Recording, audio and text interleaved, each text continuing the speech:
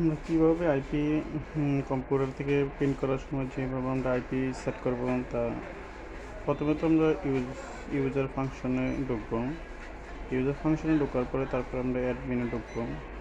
Admin ঢোকার পরে অবশ্যই আপনার অ্যাডমিন পাসওয়ার্ড আছে 1 2 3 4 5 6।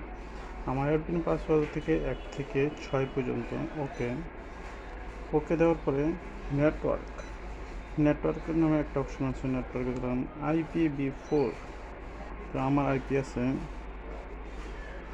যে আমার আইপি হচ্ছে 192.168.0.0.5।